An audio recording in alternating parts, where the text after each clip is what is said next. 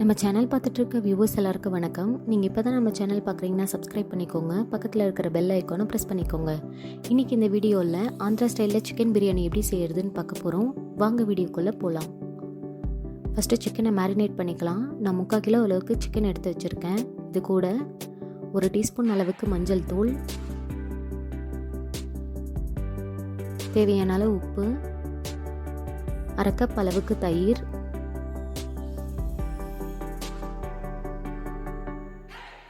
2 spoon அளவுக்கு இஞ்சி பூண்டு பேஸ்ட்,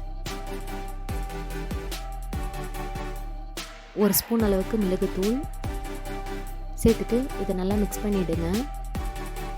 நல்லா மிக்ஸ் பண்ணதுக்கப்புறமா 1/2 எலுமிச்சை பழத்தோட சாறு சேர்த்துக்கிறேன்.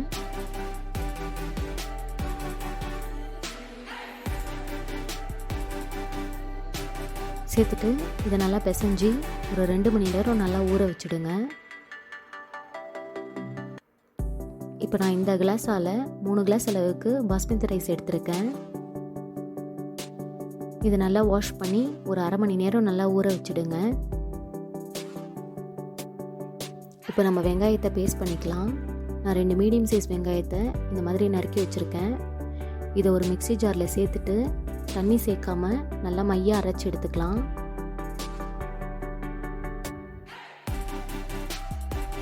இந்த மாதிரி அரைச்சி எடுத்து வச்சுக்கோங்க. நம்ம இந்த பிரியாணிக்கு காரமிளகாத்தூள் சேர்க்க போகிறதில்ல, பச்சை மிளகாய் சேர்க்க போகிறோம்.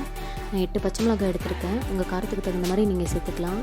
வெங்காயம் அரைச்ச அதே மிக்சியில் நான் அந்த பச்சை மிளகாவையும் சேர்த்து கொஞ்சமாக தண்ணி சேர்த்து கொஞ்சம் குறப்பாக அரைச்சி எடுத்துக்கிறேன். இந்த மாதிரி அரைச்சி எடுத்து இதை தனியாக எடுத்து வச்சுக்கோங்க. இப்போ தாளிக்கிறதுக்கு 3 பிரிஞ்சி இலை, 4 மீடியம் சைஸ் பட்டை, 8 கிராம்பு, 5 ஏலக்காய், ஒரு அன்னாசி மொக்கு, கொஞ்சமாக கல்பாசி, ஒரு ஜாவித்ரி, 2 மராத்தி மொகு எடுத்து வச்சுருக்கேன்.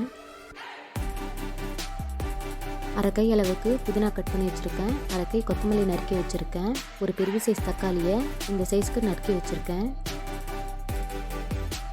எக்ஸ்ட்ரா ஃப்ளேவருக்காக 3 பச்சை மிளகாய் நறுக்கி வச்சுருக்கேன். இது ஆப்ஷனல் தான். ஒரு 1/2 ஸ்பூன் அளவுக்கு பிரியாணி மசாலா எடுத்து வச்சுருக்கேன். இது ஹோம்மேட் பிரியாணி மசாலா. இதோட லிங்க் டிஸ்கிரிப்ஷனில் தரேன், செக் பண்ணி பாருங்கள். இப்போ பிரியாணி ரெடி பண்ணிடலாம். பிரியாணி பாட் சூடானதும் நான் 1 டேபிள் ஸ்பூன் அளவுக்கு எண்ணெய் சேர்த்துக்கிறேன். இது கூடவே 2 ஸ்பூன் அளவுக்கு நெய் சேர்த்துக்கிறேன். நெய் உருகுனதும்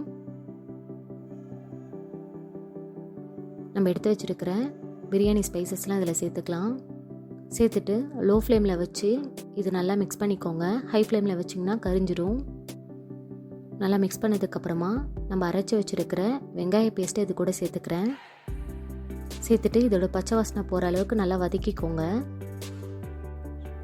வதங்கினதும் நான் 1 ஸ்பூன் அளவுக்கு இஞ்சி பூண்டு பேஸ்ட் சேர்த்துக்கிறேன். ஆல்ரெடி நம்ம சிக்கனில் இஞ்சி பூண்டு பேஸ்ட் சேர்த்துருக்கோம். ஸோ 1 ஸ்பூன் போதும். சேர்த்துட்டு இதோட பச்சை வாசனை போகிற அளவுக்கு நல்லா வதக்கிக்கோங்க. வதங்கினதும் நம்ம அரைச்சி வச்சுருக்கிற பச்சை மிளகாவையும் இது கூட சேர்த்துக்கிறேன். சேர்த்துட்டு அதோட பச்சை வாசனை போகிற அளவுக்கு நல்லா வதக்கிக்கோங்க. வதங்கினதும் நறுக்கி வச்சுருக்கிற கொத்தமல்லியும் புதினாவையும் சேர்த்துக்கோங்க. சேர்த்துட்டு அது நல்லா சாஃப்ட் ஆகிற அளவுக்கு நல்லா வதக்கிக்கோங்க. அடுத்தது தக்காளி சேர்த்துக்கிறேன். சேர்த்துட்டு தக்காளியை நல்லா குழைவாலாம் வேக வைக்க வேணாம்.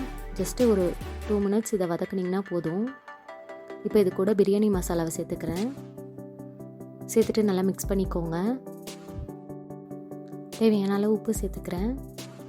ஆல்ரெடி நம்ம சிக்கன்லேயும் உப்பு சேர்த்து தான் ஊற வச்சுருக்கோம். இப்போ பச்சை மிளகாய் சேர்த்துக்கிறேன். சேர்த்துட்டு இதை நல்லா மிக்ஸ் பண்ணிக்கோங்க. மிக்ஸ் பண்ணதுக்கப்புறமா நம்ம ஊற வச்சுருக்கிற சிக்கன் இது கூட சேர்த்துக்கோங்க. சேர்த்துட்டு சிக்கனை மசாலா கூட நல்லா கலந்து விட்டுருங்க. நல்லா கலந்ததுக்கப்புறமா இது ஒரு தட்டு போட்டு மூடி ஒரு 10 நிமிஷம் நல்லா வேக விடுங்க. 10 நிமிஷம் ஆயிடுச்சு. சிக்கன் நல்லா குக் ஆகிடுச்சு. இது நல்லா மிக்ஸ் பண்ணிவிட்டு தேவையான அளவு தண்ணி சேர்த்துடலாம். 1 கிளாஸ் அரிசிக்கு 1.5 கிளாஸ் அளவுக்கு தண்ணி சேர்க்கணும். நான் 3 கிளாஸ் அரிசி எடுத்திருக்கேன். ஸோ நான் 4.5 கிளாஸ் அளவுக்கு தண்ணி சேர்த்துக்கிறேன். தண்ணி சேர்த்துட்டு இதை நல்லா கொதிக்க விட்டுருங்க. நல்லா கொதி வந்ததும் நம்ம ஊற வச்சுருக்கிற பாஸ்மதி அரிசியில் தண்ணியை வடிச்சிட்டு இது கூட சேர்த்துக்கோங்க. சேர்த்துட்டு நல்லா மிக்ஸ் பண்ணிவிடுங்க. ஜென்டலாக மிக்ஸ் பண்ணுங்கள், இல்லைனா அரிசி உடஞ்சிடும்.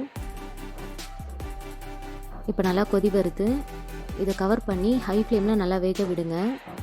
இப்போ பார்த்திங்கன்னா நல்லா கொதி வருது. ரைஸ் ரொம்ப குக் ஆகக்கூடாது, பாதி பதம் வெந்தால் போதும். இப்போ பார்த்திங்கன்னா ரைஸ் வந்து ஒரு 80% வெந்துருச்சு. நான் 1 ஸ்பூன் அளவுக்கு நெய் சேர்த்துக்கிறேன். நெய் சேர்த்துட்டு ஸ்லோவாக கலந்து விடுங்க. இப்போ தம் போட்டுடலாம். பழைய தோசைக்கல்லை ஹீட் மேலே வச்சுட்டு தம் போட்டுடலாம். பிரியாணி போட்டை கவர் பண்ணி ஒரு 20 நிமிஷம் மீடியம் ஃப்ளேமில் வச்சு தம் போட்டுருங்க. இப்போ 20 நிமிஷம் ஆயிடுச்சு. ஓப்பன் பண்ணி பார்த்துடலாம். பிரியாணி நல்லா குக் ஆகிடுச்சு. இப்போ மேலே இருக்கிற ரைஸை நல்லா கிளறி விட்டு மறுபடியும் மூடி ஒரு 10 மினிட்ஸ் வச்சுருங்க. ஸோ மேலே இருக்கிற ரைஸும் நல்லா குக் ஆகிடும்.